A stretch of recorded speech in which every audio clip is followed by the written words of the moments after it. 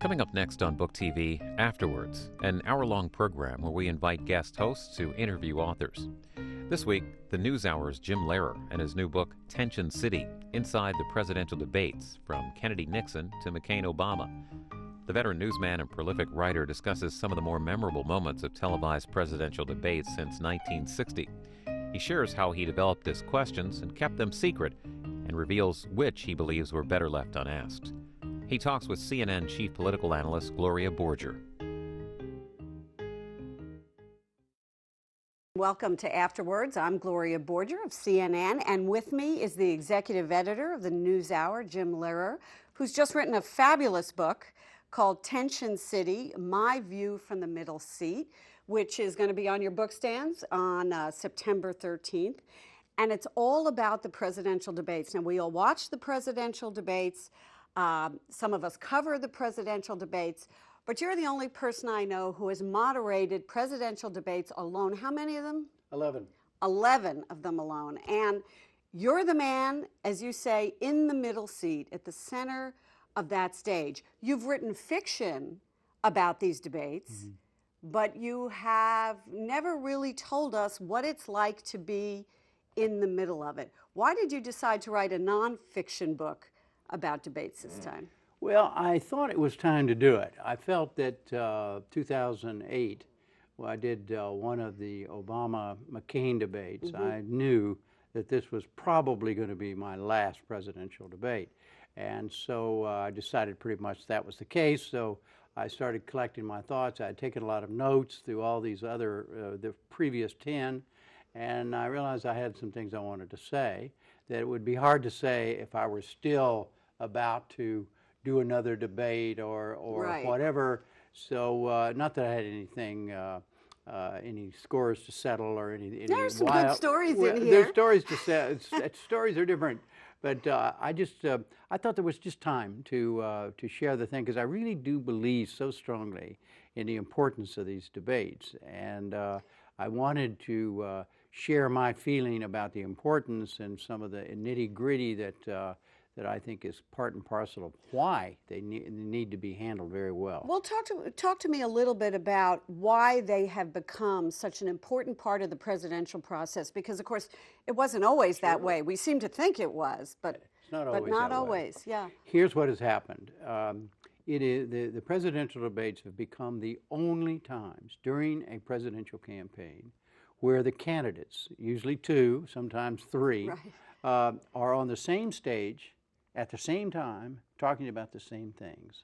And they come usually in October with the election pretty close, maybe a month or only a month or less away. The polls show that in probably 90% or more of the people have already made a decision as to for whom they're going to vote.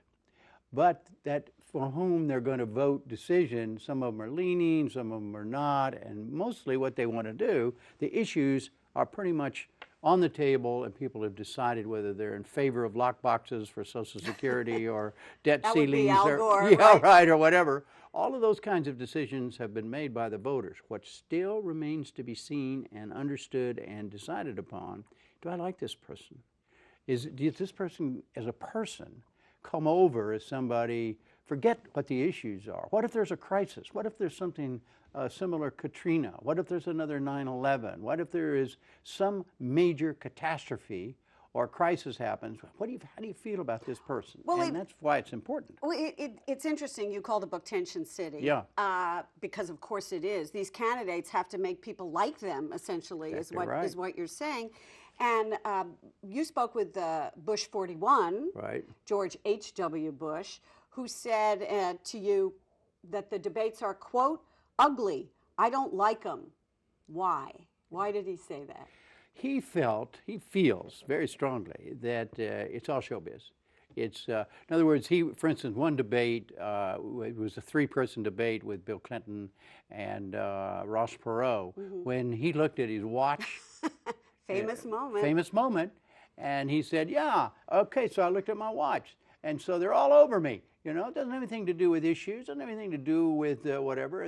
But then he said in the interview with me, he said, well, I said, well, why were you looking at your watch? And he said, well, was I looking at my watch because this thing was boring me? Yeah, I was looking to see when this thing was going to be over. But see, those kinds of things to the audience, they're saying, you know, it leaves an impression, and it's a language impression, but it's a body language impression rather than a spoken word impression.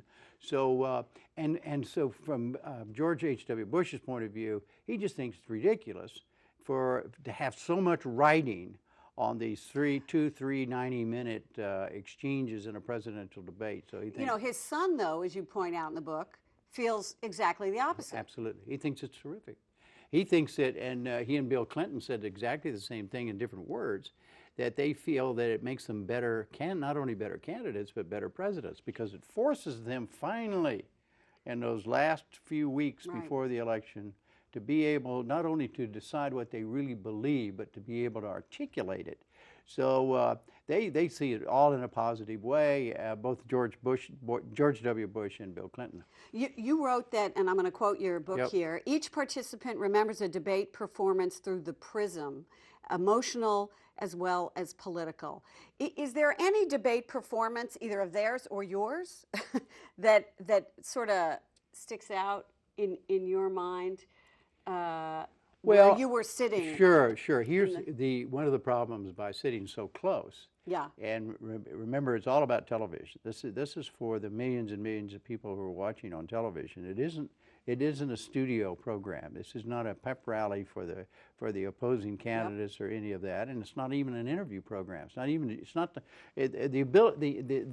purpose of the debate is not to show how terrific the moderator is. How much you know. How much I know, and exactly how quick he or she is in responding and all of that.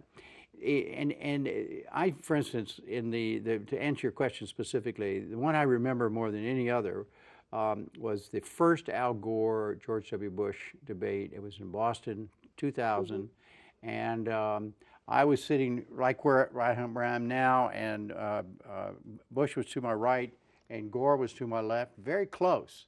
And in fact, I was the closest person to them, obviously. And I have a rule that when, and I would suggest this to anybody who moderates any kind of debate, keep your eye on the person who's talking, not on the person who's reacting. Because if you watch the person who's reacting, you can get eye contact, you can distort the reaction. So at any rate, to make a long story short, I would ask a question of Bush, and Bush would be giving an answer, and Gore would started sighing, and remember that, you know, he got going like that. Well, that hurt him terribly because the public saw that, because they had split screen coverage then, and but when it was all over, I'm walking out of the hall with my family, and one of my daughters says, "Oh, Dad, that was incredible what Gore did." I stopped and I said, "What did Gore do?" And she mentioned about the sign and grimacing and all of that, and I didn't see any of that. But it was a perfect case. People listened to that on the radio, thought Gore won that debate hands-on. People who watched it on television thought Kennedy-Nixon, didn't that happen the same way? Exactly. Kennedy-Nixon, it's exactly the same parallel. You raised an interesting point about your role as a moderator. We see you on the NewsHour all the time as an interviewer. And I'd love you to talk a little bit more about the difference between the role of the interviewer we see you as on the NewsHour, trying to make some news, trying to get some news, versus the role of the person sitting in that middle seat in a presidential debate. Because I think people, it's a distinction that people need to sort of understand, perhaps. I agree. It's I see them as two very different functions. Let's say you'd have candidate A and candidate B on the NewsHour, and I was running a discussion. I would follow up, introduce new subjects, you know, hey, what do you think about this, you know, et cetera, et cetera, et cetera. But in a presidential debate, I also have my own little patterns that I have developed.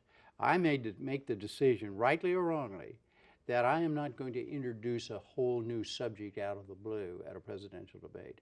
It's not. This campaign has been going on for a year or more.